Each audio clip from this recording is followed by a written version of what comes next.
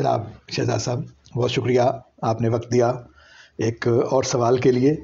اور جو سوال ہے آج کا وہ یہ ہے کہ جو شاعر ہے ظاہر ہے اس کی ایک داخل کی دنیا ہے، ایک اس کے خارج کی دنیا ہے. اس کا زندگی کا تجربہ ہے.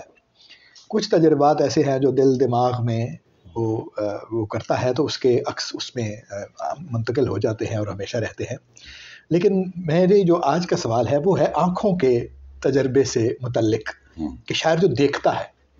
تو سوال آپ سے یہ ہے، یہ آپ سے خاص سوال کرنے کا مقصد یہ ہے کیونکہ آپ نے ایک دنیا دیکھی ہے.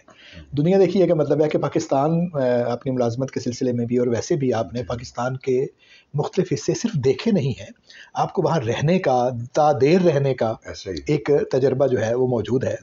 تو آپ تخلیق کار بھی ہیں. شاعر کے لیے یہ جو لینڈسکیپ کے اختلاف کا ایکسپوجر ہے یہ کتنا مددگار ہوتا ہے اس کے لیے نئے امیج کو تلاش کرنے میں، نئی کیفیت کو تلاش کرنے میں، نئے منظر کو بنانے میں؟ ایسا ہے. تو یہ کہاں تک ہے؟ پھر ہم کچھ تاریخ سے مثالیں بھی دیکھیں گے. ہاں جی. اور کچھ ہم آپ کے تجربے کے بارے میں بات کریں گے. بہت شکریہ، آپ نے مدعو کیا. میں یہ سمجھتا ہوں، وہ کہتے ہیں فوج میں، اس میں اردو میں ایک محاورہ ہے کہ سفر وسیلہ ظفر. جی. کئی انداز سے سفر انسانی شخصیت پر، اس کی سوچ پر اثر انداز ہوتا ہے، اور ان میں سے ایک زاویہ جو آپ نے ابھی نشان زد کیا ہے کہ جو ہم دیکھتے ہیں وہ ہمارے تجربے میں، ہمارے ایکسپوجر میں، ہماری تھنکنگ میں کس طرح اضافہ کرتا ہے، کیسے اسے تبدیل کرتا ہے. چونکہ میری ملازمت کے باعث مجھے سیاچن گلیشیئر، گلگت سکردو بلتستان 20,000 فٹ کی بلندی سے لے کر اور صحرائے خاران بلوچستان میں اور پنجاب کے میدانوں میں اور سندھ اور کراچی اور وہاں تک بھی رہنے کا موقع ملا. رہنے کا ایک تو جانا ہوتا ہے، وہ جو نگاہ ہوتی ہے وہ ایسی ہوتی ہے جیسے بادل کی نگاہ، ایسے ہے وہ، لیکن ایک چیز وہ طائرانہ نگاہ ہوتی ہے. جو رہنا ہے وہ ایک الگ ہوتا ہے. میں نے ذاتی طور پہ محسوس کیا کہ اتنے علاقوں میں جانے اور پھر وہاں رہنے سے میرے اندر بہت تبدیلی آئی. آپ کو میں ایک بات بتاؤں، شاید یہ کسی کو حیران کن لگے، کہ ایک نکتہ ہے کہ جس طرح میری رائے مجھے درست لگتی ہے ایسے ہی کسی دوسرے کی ایک رائے ہے جو اسے بھی اتنی ہی درست لگتی ہے. ایسے یہ مجھے مختلف لینڈسکیپ دیکھ کے میرے ذہن میں خیال آیا. کوئی ایسی نئی بات نہیں ہے، یہ بہت دفعہ کہی جا چکی ہے. لیکن میں نے سوچا کہ ہر منظر کی ایک اپنی سچائی ہے. ہر منظر ایک اپنی بہت اچھی بات ہے. اور میں یہاں سے ایک منظر کو دیکھ رہا ہوں، مجھے وہ اور طرح کا لگ رہا ہے. اسی منظر کو کسی دوسری جانب سے کوئی شخص دیکھ رہا ہے، اسے اور طرح کا لگ رہا ہے. یہ میرا سچ ہے، یہ وہ اس کا سچ ہے. میں جب ایک شعر کسی وقت کہا تھا غزل میں کہ اس جگہ رہ کے میں آیا ہوں تخیل والو، اس جگہ رہ کے میں آیا ہوں تخیل والو، جس جگہ سوچ کا سایہ بھی نہیں جا سکتا. تو ان انہیبٹڈ لینڈ میں رہنا جہاں انسانی آبادی تک نہ ہو، وہ کیسا تجربہ ہوگا؟ تحیر خیز بھی ہوگا اور ڈرا دینے والا بھی تجربہ ہوگا. البتہ یہ کہ اس سے مثلا میں جب برفانی لینڈسکیپ میں تھا تو 3 باتیں مجھے لگیں کہ ایک تو انسان اور فطرت کی لڑائی، بالکل، پھر انسان اور انسان کی لڑائی جو میرے خاص حالات تھے وہاں. ان 2 لڑائیوں کے، ان 2 تصادموں کے پیچھے وقت کا ایک لامختتم پھیلاؤ ہے جسے اس بات کی کوئی پرواہ نہیں کہ یہ کیا ہو رہا ہے. وہ وقت کا لامختتم پھیلاؤ یہ کہ میں میلوں تک برف بچھی ہوئی اپنی آنکھوں کے سامنے دیکھتا تھا اور مجھے لگتا تھا یہ بے نیاز ہے برف. اور جیسے وقت بے نیاز ہے، جیسے زمانہ بے نیاز ہے، ایسے ہی یہ برف بے نیاز ہے. آپ کے سوال کی طرف آتے ہوئے، یہ ممکن ہی نہیں ہے کہ کوئی تخلیق کار ایکسپوز ہو مختلف طرح کی جیوگرافیکل کنڈیشنز کو، جغرافیائی حالات کو، اور وہ اس پر اثر انداز نہ ہو. ایک تو ہمارا داخل ہوتا ہے، ایک خارج ہوتا ہے. مجھے یہ لگتا ہے کہ ہمارے داخل کا ایک بڑا حصہ، ہمارے باطن کا ایک بڑا حصہ وہ بھی خارج سے تشکیل پاتا ہے. ہمارا خارج ہی ہمارے داخل کی تشکیل کرتا ہے.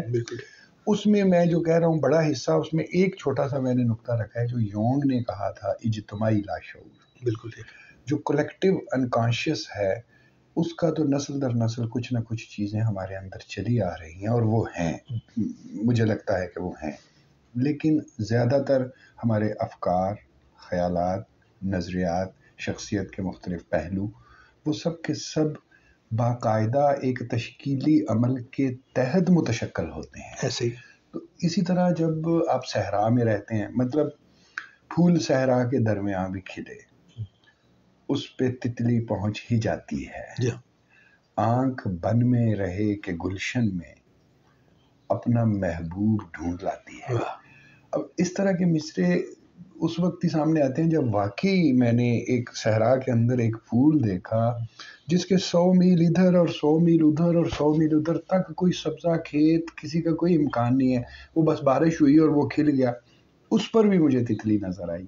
دس از ویری اسٹرینج کہ وہ پہنچ جاتی ہے۔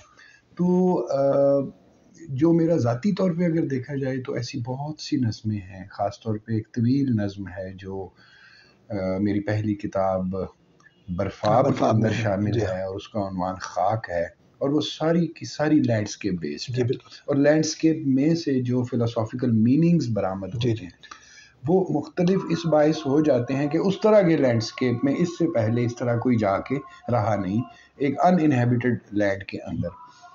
دوسرا یہ کہ میری اور بہت ساری خاص طور پہ نظم میں ظہور کرتی ہے یہ بات، ویسے تو غزل میں بھی آتی ہے۔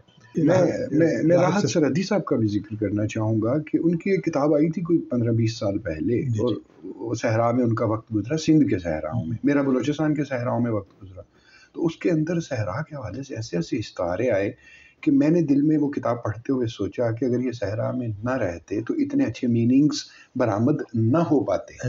تو آپ کا سوال بہت ویلڈ ہے۔ ایک تو مثلا غالب کو آپ دیکھیں، وہ سفر کلکتہ جو انہوں نے کیا، اس سے پہلے بھی ہمارے ہاں جو شعراء تھے وہ بہت زیادہ صاحب مشاہدہ، ایسے ہی بہت شعراء ظاہر بڑے بڑے ہیں۔ شہزاد صاحب کی غزل جو ہے وہ ہم کالج کے زمانے میں، شہزاد احمد صاحب تھل ان کی پوسٹنگ ہوئی، جی جی، کیا ریت اور دھوپ کے درمیان دشت میں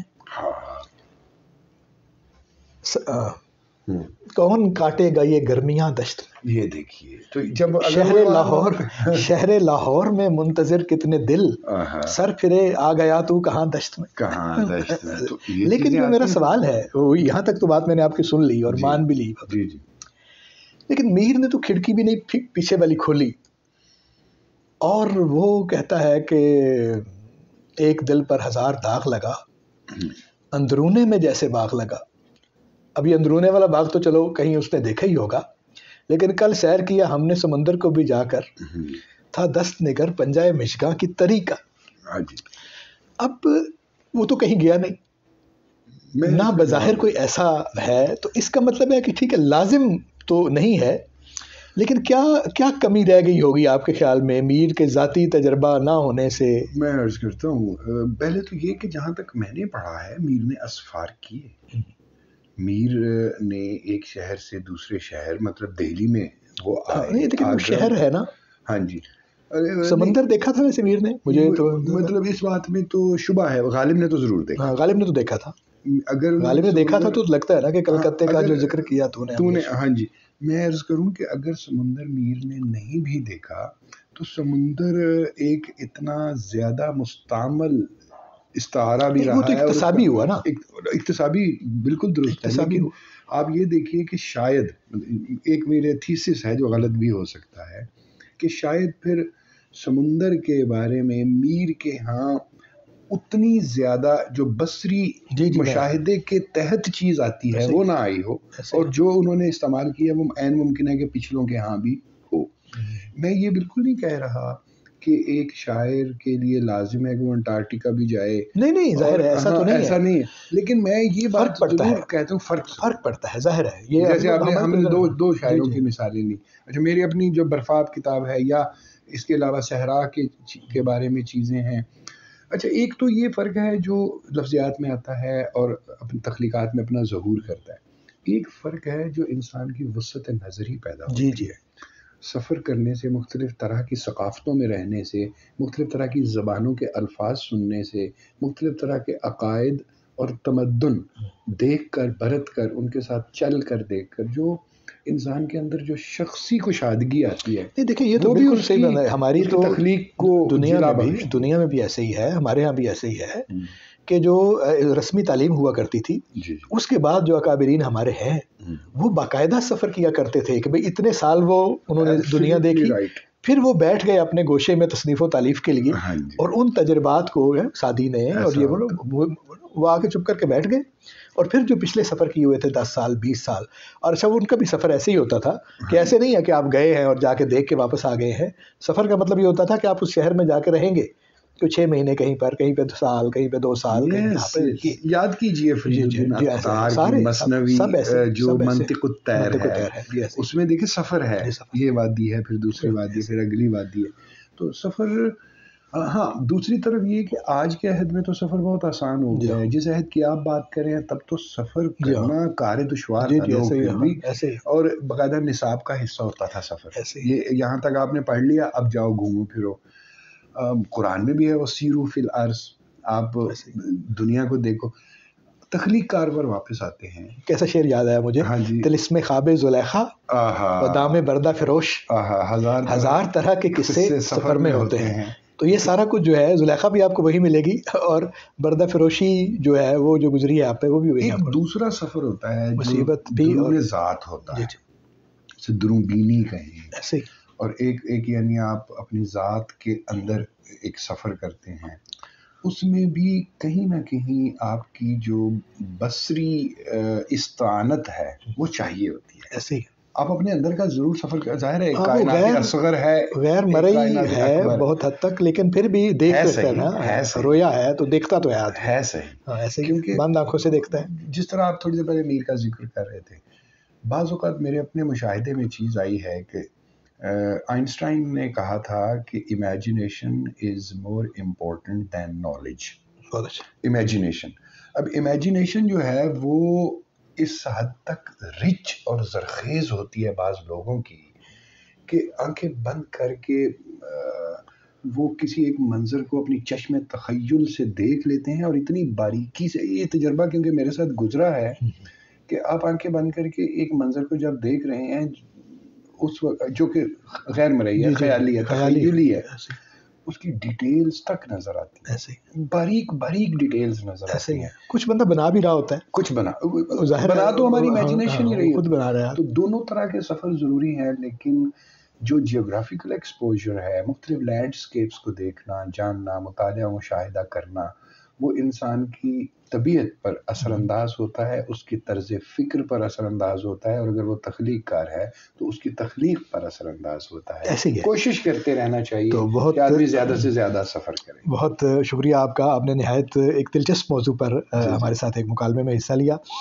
اس میں جو ہے ظاہر جو آپ نے باتیں کی ان کی روشنی میں ہمیں یہ پتہ چلتا ہے کہ یہ سب کچھ بھی ضروری ہے، لیکن آپ وہ جو نظر سے آپ نے دیکھا ہوا ہے، اگر آپ اس کو ہنر میں استعمال بھی کریں، یہ نہ ہو کہ آپ نے 20 دنیایں دیکھی ہوئی ہیں یا 100 ملک دیکھے ہوئے ہیں، اور جب آپ شعر لکھنے لگتے ہیں تو آپ انہی 4 استاروں کو استعمال کرتے ہیں.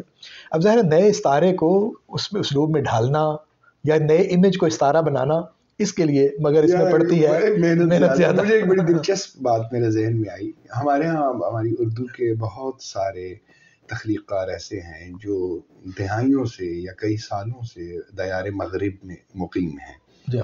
اس میں غزل نگار بھی ہیں، نظم گو بھی ہیں، افسانہ نگار بھی ہیں. اچھا، میں تلاش میں رہتا ہوں جب ان لوگوں کی کتاب آتی ہے، جب وہ لوگ سردیوں میں پاکستان آتے ہیں تو اپنی کتابیں چھپواتے ہیں.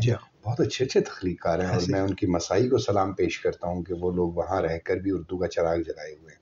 لیکن مجھے تلاش یہ رہتی ہے کہ کہاں ان کی غزل میں یا نظم میں اس ماحول جس میں وہ رہ رہے ہیں، اس معاشرت جس میں وہ رہ رہے ہیں، اور انسانوں کے وہ مزاج، طبائع، نفسیاتیں جن کو وہ کنفرنٹ کریں، جو ظاہر ہے مشرق کا، میرا مطالعہ یہ کہتا ہے کہ مشرق کا انسانی مزاج تھوڑا مختلف ہے مغرب، اور آج سے نہیں، صدیوں سے مختلف ہے. مجھے متاسفانہ یہ کہوں گا کہ بہت کم شعراء کے ہاں وہ چیز ملتی ہے جسے میں یہ کہوں کہ یہ میں نشان امتیاز کے طور پر دیکھ رہا ہوں کہ یہ غزل مغرب میں تخلیق ہوئی، یہ نظم مغرب میں تخلیق ہوئی۔ اب وہ جو آپ نے بات کہی کہ آپ ایک ماحول میں رہ تو رہے ہیں لیکن آپ اس پہ انجذاب کتنا کر رہے ہیں اور اس انجذاب کو کا تخلیقی اظہار کتنا کر رہے ہیں، اور ہنر پہ ڈیپینڈ کرتا ہے، ہنر پہ ڈیپینڈ کرتا ہے کہ کتنا میں نے بڑا آپ کو بتایا کہ اگر صحرا میں رہتے ہیں، جیسے آپ نے شہزاد احمد کی غزل سنائی، تو وہ ایک کون کاٹے گا یہ گرمیاں دشت میں گرمیاں کو۔ اب دیکھیے کوہاٹ میں رہتے تھے حامد سروش جو کہ رسالہ ابلاغ بھی نکالتے تھے، خدا مغفرت کرے، تو انہوں نے ایک شعر کہا کہ عمر کٹ جائے نہ کوتل کے پہاڑوں میں سروش، گھر کے رہ جاؤں نہ کوہاٹ میں چشمے کی طرح، جیسے چشمہ کوہاٹ کے اندر گھر کے رہ گیا۔ تو اب یہ چیز تبھی آ سکتی ہے جب وہ کوہاٹ میں رہے۔ اور میں یہ سمجھتا ہوں کہ آج کے شعراء کو، تخلیق کاروں کو، خاص دیار مغرب میں رہ رہے ہوں، پاکستان میں رہ رہے ہوں، کوئی ایران میں رہ رہے ہیں، تو کہیں نہ کہیں اس کا تخلیقی اظہار ان کی تخلیق کا حصہ بننا چاہیے۔ شکیب کے بارے میں شکیب جو بہت بڑا حوالہ، شکیب کے بارے میں نے سنا، یعنی اپنے شہر کے جو ہمارے اساتذہ تھے وہ یہ جو شکیب کے قریب تھے وہ کہا کرتے تھے کہ شکیب چلتے پھرتے چیزوں کو دیکھتا تھا اور جو منظر، جو امیج اس کو اچھا لگتا تھا اس کو وہ چھوٹا سا نوٹ کر کے ایک چھوٹی سی پرچی اپنی جیب میں ڈال لیتا تھا اس کو محفوظ کرنے کے لیے، بعد میں کسی وقت وہ کسی شعر میں آ جاتا تھا۔ تو اس کا مطلب ہے کہ آپ صرف چل نہیں رہے، آپ اپنا جو بصری مواد ہے وہ وہاں سے اکٹھا کر رہے ہیں، ہو رہا ہے، اور تو ایک شاعرانہ رویے کی جو ہے وہ اب یاد کیجیے ارسطو کا طریق تدریس کیا تھا۔ جی ارسطو کا طریق تدریس اسی باعث عربوں نے اسے مشائی کہا۔ مشائی کا لفظ اقبال کے ہاں میں ہے، مشائی کا معنی چلتے پھر، چل پھر کر پڑھانے، چلنے پھرنے والا، مشائی۔ اب دیکھیے کہ ارسطو کا یہ طریقہ تھا کہ وہ اکادیم نامی باغ میں اپنے شاگردوں کو ساتھ لیتا تھا اور انہیں کوئی نقطہ بتانا چلتے چلتے شروع کر دیتا تھا، مختلف راہداریوں، راستوں، روشوں پر گزرتے گزرتے کسی ایک جگہ پر کھڑے ہو کر پچھلے سارے نقطے کو مربوط کر کے آگے وہ منظر دکھاتا تھا۔ کیا بات ہے۔ اب وہاں سے چلتے چلتے ہو سکتا ہے وہ ساحل سمندر پہ لے جائے، وہاں سے چلا کے واپس انہیں باغ میں لے آئے۔ تو ارسطو صبح کے وقت پڑھاتے پڑھاتے اپنے شاگردوں کو چلانا شروع کرتا تھا، خود آگے آگے چلتا تھا، شاگردوں کا ہجوم پیچھے پیچھے چلتا تھا۔ تو چل پھر کر پڑھانا، چل پھر کر سمجھانا، جیسے آپ نے تھوڑی دیر پہلے کہا کہ نصاب میں شامل تھا کہ یہ آپ نے پڑھ لیا، اب آپ زمین میں نکلو اور سفر کرو۔ تو شاید ہمیں اس سفر کی ضرورت ہے، اندر کی دنیا کا بھی اور باہر کی دنیا کا۔ بہت شکریہ آپ کا، بہت محبت اور بڑی آپ نے یعنی توجہ کے ساتھ اس پر بات کی، اور میرا خیال ہے جو ہمارے دوست سننے والے اور دیکھنے والے ہیں ان کو اس سے بہت ایک جو نئے لوگ ہیں ان کی لرننگ بھی ہوگی، اور جو ایکسپیرینس لوگ ہیں انہوں نے اس نئے تجربے کے بارے میں، اس بات کے بارے میں اپنا جو تجربہ ہے ان کو یاد آیا ہوگا۔ تو بہت شکریہ آپ کا، انشاءاللہ آپ سے ایک اور ملاقات کریں گے۔